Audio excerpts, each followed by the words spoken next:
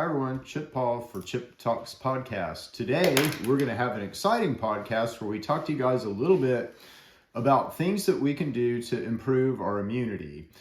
Right now is flu and virus season, so a lot of us are going through potential sicknesses. We've got folks in our family who might be sick. So are there things that we can do to pump up our immunity and bolster basically our defense, right? And it turns out that there are. And we're also doing a blog on this. So if you go to Chip Talks Podcast, you'll be able to pull up a blog and read about this same topic. But anyway, without ever supplementing with anything, without ever really taking a pill, taking a pharma drug, taking a Benadryl, taking anything like that, you can do a lot to improve your immunity. So we're going to talk about that a little bit.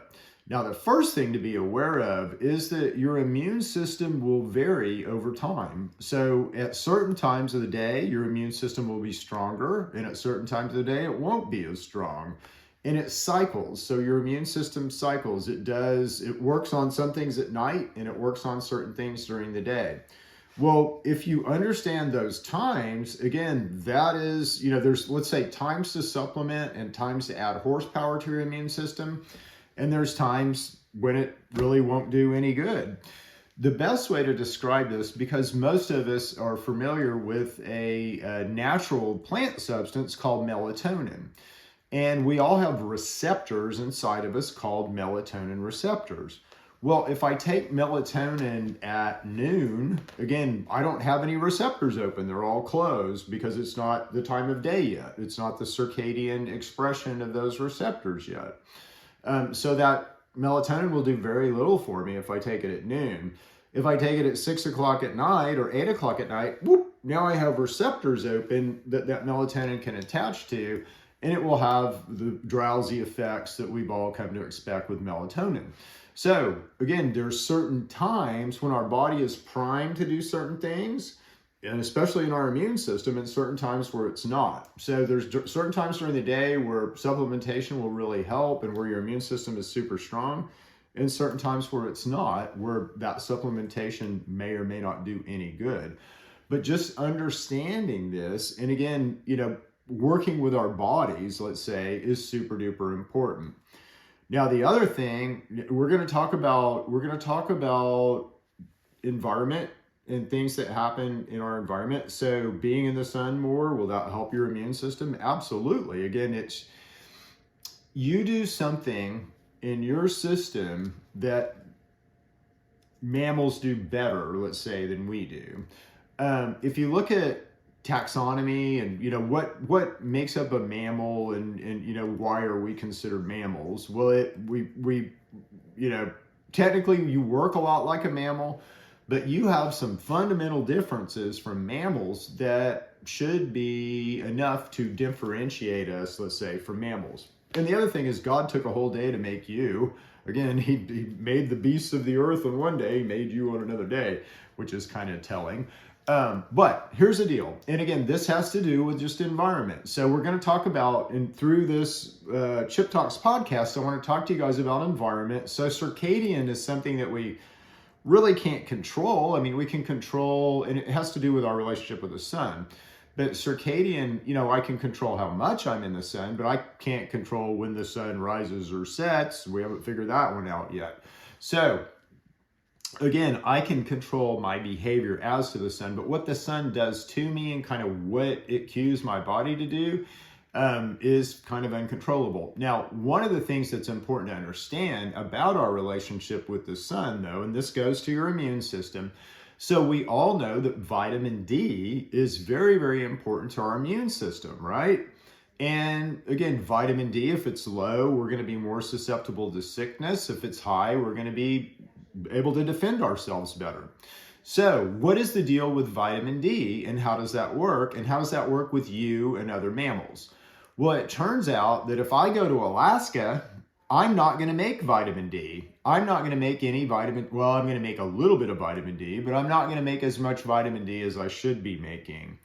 And that's interesting. I'm going to have to supplement with vitamin D. Otherwise, I'm going to lose strength and power in my immune system. If I take my dog to Alaska, my dog is going to make vitamin D just fine. So my ability to make vitamin D has to do with the angle of the sun and how much sun is hitting my exposed skin. A dog's ability to make vitamin D doesn't really matter. They appear to be able to make it at any time in any way.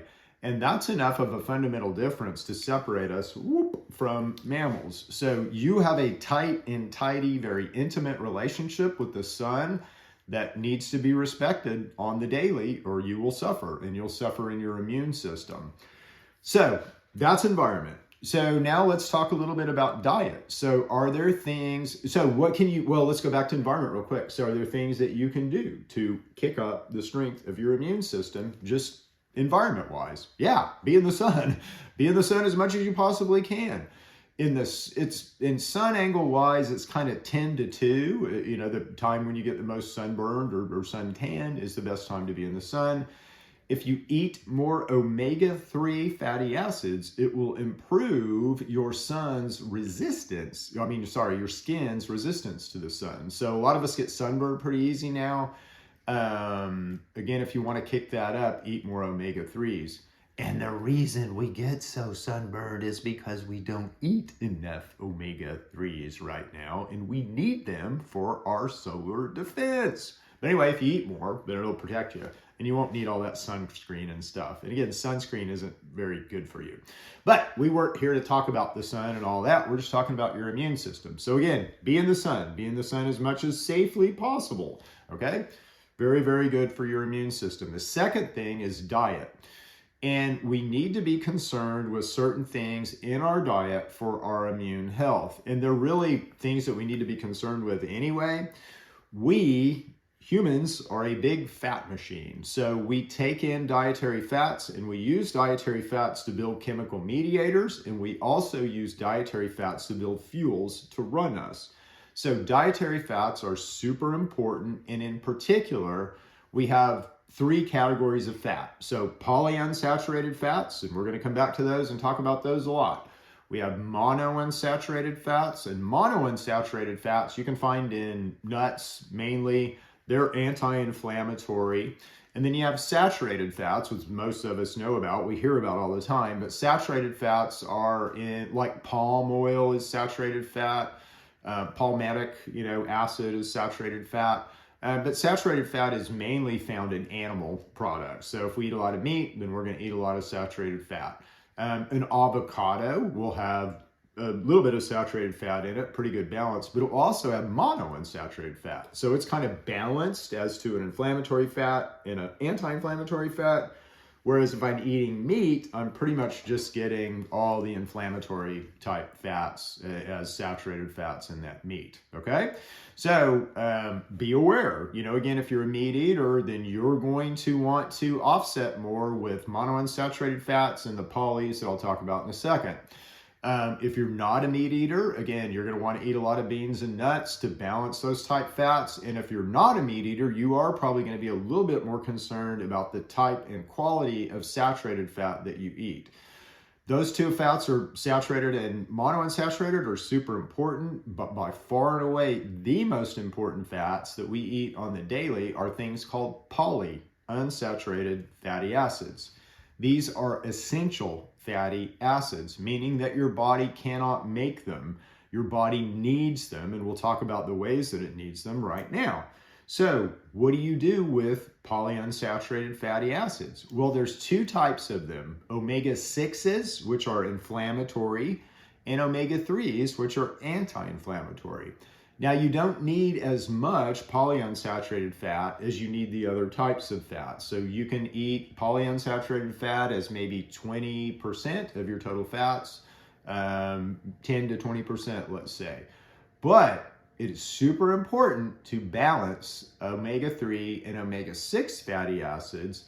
Otherwise, we'll get into trouble, okay? And so in omega-3 and omega-6 balance, about 1:1 to 1:4 is optimal. And you can look this research up. This is by a lady named Dr. Artemis Simopoulos, who is a friend. I just corresponded with her via email a couple of days ago. So Artemis is a great lady. She did the yeoman's work on all of this. and did most of the work on O3-O6 balance, okay? So O3-O6, again, 103 to 106 to 103 to 406 is optimal, and we operate very, very well in those ratios. If I begin to alter that ratio, we begin to get messed up. So if I alter it too much, we begin to have pretty much all the things that we see right now out in society. So we have lots of inflammatory diseases, we have metabolic syndrome, we have cancers, pretty much everything that we see in our society. And that's because right now in our society, we are at 1 to 20. So 1 omega-3 to 20 omega-6s. And there's so much research that says that that is so harmful for you, and it will hurt you in the exact ways that we see happening out there right now. The other thing it'll do is it'll cause you to get sun damage. Again, if you're eating 1 to 20, O3 to 06, your skin is going to be super susceptible to UV damage, and you're going to be way more likely to get skin cancer than you would if you ate more omega-3s. But let's talk about a little bit more in detail, let's say, about what happens. So as I eat omega-3 fatty acids, I build all of these, let's say, anti-inflammatory mediators that are kind of my frontline immune mediators. As I eat omega-6 fatty acids, I eat all the inflammatory immune mediators that I need to be able to inflame when I get injured, okay? So in the ratios that we're eating, again, we're eating 20 times more inflammatories than we are anti-inflammatories. Does that matter?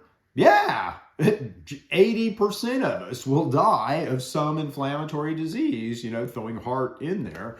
But 80% of us will die of an inflammatory disease. So yes, this matters in a big way. And literally it could be changing that statistic could be as easy as just changing the omega-3, omega-6 fatty acid ratios.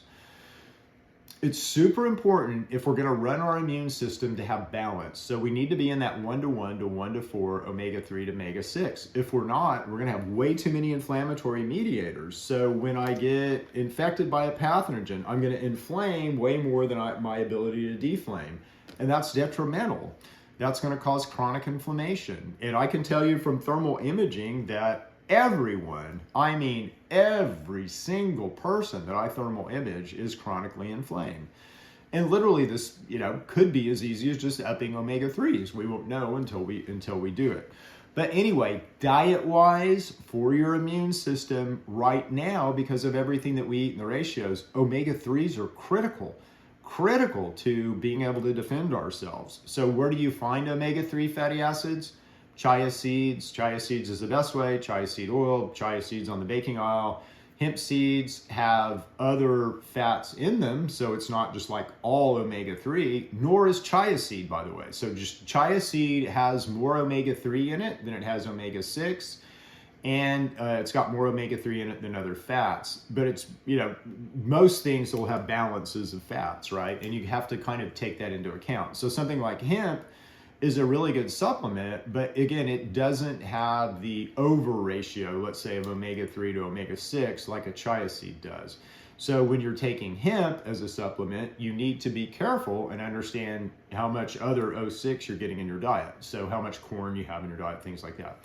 But anyway, again, we want to balance omega-3 and omega-6 within reason, and that will increase our abilities to mitigate inflammation. And again, most of us, 80% of us, will die of chronic inflammation. So that's super important into how your body deals with things, okay?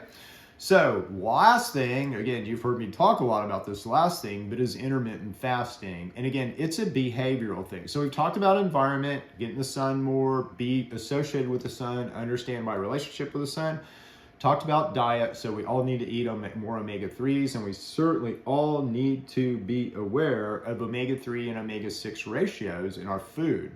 This is why in our supplements, like in TrueMedics, so if you go to TrueMedics.com and you look at most of the ways we're trying to deliver things to you, there will all be in these beneficial oils that have nice relationships between their anti-inflammatory fats and inflammatory fats. And again, we're trying to give you more anti-inflammatories, because we know that what most of us eat is the exact opposite of that. Okay, so last thing is behavior. So are there things that we can do behavior-wise to help bolster our immune system? Turns out, yes. And the other cool thing about this is this will also help you control your weight, which is really, really cool. So we have two states that we go in. We have a low gear and a high gear that our bodies operate in. And you can think of these in terms of mitochondria. So we all know that our mitochondria basically are our powerhouse. So they're what give us energy. In this sort of physical form that I don't have an engine. I've got a bunch of little mitochondria inside of cells that give me energy, right? And that's how I have energy to run my immune system. That's how I have energy to talk to you right now. It's I have energy to blink my eyes. It's because my little mitochondria are winging along producing energy. Well, mitochondria are really cool. And again, they're in everything, right? So a plant is a plant because of the mitochondria in it. You are you because of the mitochondria in you. Your dog is a dog because of the mitochondria in your dog. So mitochondria are determinate. They're kind of the, the top of the pyramid, so to speak, as to how we work. So super important to understand them. But anyway, they'll run on 3 different types of fuel. So every single mitochondria on Earth will run on glucose. It is the default method of running a mitochondria. So sugar, if you will, or glucose. Mitochondria inside of you and most higher order mitochondria will run on fat, and they're more comfortable running on fat. They have to have oxygen, so you have to be in the presence of oxygen. But when you're running on fat, you're 50 times, or mitochondria are 50 times, and again, this is an arguable number, but around, let's say 50 times more efficient than they are when you're in low gear and running sugar, okay? So again, I want to be up here 50 times more efficient. I want to be powering 50 houses versus 1 house. And this switch, again, is important. So when I go from up here, when I am powering 50 houses to powering 1 house, and you do this when you eat, which we'll talk more about in a second, but when I eat, and I flip this down here and I go from 50 houses to 1 house, at what cost? My immune system. My immune system, I've got 2 ways to kill cancer up here when I'm burning fat. I've got 0 ways to kill cancer when I'm burning glucose, okay? So immune system is kind of the cost of eating. So when we eat, and for 5, this switch is called AMPK, if you want to research it, but when we eat, and for 5 hours after we eat, blah, we go down here, we unphosphorate AMPK. And when we're in this state, again, we're 50 times less energetic. We're running on glucose. We have a completely different set of sort of pathways and things that are activated versus up here with this switch. But we're less efficient, let's say, and we're sort of in low gear, and we're just trying to deal with the fat that we just ate, kind of get it out to the triglycerides, get it stored in fat tissue where we need it stored. And that takes about 5 hours, and then we're done, and then we'll go into more efficient mode, okay? And when we pop into more efficient mode, again, whoop, it's like our shields come up. So our immune system gets stronger, everything gets stronger about us. We've got more energy, we've got more vive, and that's where we want to be, right? Well, again, 5 hours to do that. So if I feed you breakfast, blah, 8 o'clock in the morning, you go over here. And ticky, about the time 5 hours has passed and you're getting ready to get up here to more efficient, blah, if I feed you lunch. Ticky. About the time you're ready to get more efficient, blah, I feed you dinner. Maybe you get 30 minutes to an hour and most efficient there, but doubtful. And then, about the time you get ready to go to bed, we eat that snack, blah. And so we effectively get maybe 4 hours, maybe, if we eat normal in this top processing mode. Now, I'll tell you, if you have cancer, that matters. That matters a lot. You've only got 4 hours to fight your cancer out of a 24-hour day. I think if I have cancer, I want to maximize that number as much as possible. I mean, I want that full 19 hours of cancer fighting if I can get it. So how do I do that, and what do I do? Well, again, I just need to understand that when I eat, I'm going to go into a degraded state. So what most people do is you'll read about this in intermittent fasting, that you'll talk about opening your window. So the first time that you eat more than 50 calories, you will open your window, and that's this 5-hour processing window. So most people can eat in like an 8-hour window. Again, plus 5, that's 13 hours. That still gives you 11 hours in talk processing, which is pretty good, but ideally you want more than 12 hours. So what my wife and I do is we eat in a 4-hour window. Now this is extreme, let's say, so it took us a while to kind of get to this. But again, if I eat in a 4-hour window, plus 5 hours of processing, I've got 9 hours of degraded state, and I've got 15 hours of being in a more efficient state, and that's advantageous. That will help you. That will help you beat disease. If you got cancer, that will help your body beat the cancer. You know, again, it's going to be shields up, maximum strength. So if you've got some pathogen or something going on, just by intermittent fasting, you will put your body in an advanced state of immune fighting, let's say. The other thing that will happen is, again, you'll have more energy. You'll be shocked at the amount of energy that you have. And so I'll kind of finish this off with my story about a bear, because I think it's a good story. And this has more to do with weight than it has immune system, but hopefully it will drive home the point. So when I say weight control, just think about bolstering your immune response too, because it's these same things happen when you're in a fasted state. But we all know that a bear, right? A bear can control its weight, all right? So again, I'm not talking about the bear going into a cave for 3 months and hibernating. You don't need to do that. I'm not going there, so no need to do that. But what I am talking about is like the difference between a summer bear and a fall bear, okay? So summer bears are all beefy, lean. I mean, not fat in a beefy way. They're beefy, muscular. They're lean. They're muscular. They look good. They don't look overweight. And every single bear will be that way in the summer. But then bears do something, and again, there's a reason why they got there, and then there's a reason why they sort of become fat bears by the end of the fall. And it's not how much they eat. It's not volume at all. And I want you to get volume out of your head for both immunity and for weight loss, okay? Because it has nothing to do with volume. What it has to do with is eating frequency. So when a bear comes out of its cave, super hungry bear, right? Super hungry bear. You'd think that bear would eat for 24 hours a day and eat everything that it could find. Doesn't happen. A bear will eat in a 4-hour window. And it will only eat in a 4-hour window all through the spring and all through the summer. And it does this on purpose, because it understands that eating in a 4-hour window will maintain that leanness, maintain the muscularity, maintain their ability to move around. They have to have a lot of energy. They move around. They have to reproduce. They have to find a mate. They have to find a place to hibernate. So they're active bears, and so they need a lot of energy. So with a 4-hour eating window, that produces a lot of energy, keeps them lean, gives them enough nutrients to stay alive. But in the fall, when they get ready to put on weight for the winter, all they do is they change that eating window to a 20-hour window. Okay? And a 20-hour window, again, puts you over here for most of the day, and it promotes basically storing fat over burning fat. A 4-hour window will promote burning fat over storing fat. So they're just playing around with this switch, and they understand that by messing with this switch, they can gain or lose weight. You can do the same thing. You can absolutely do the same thing.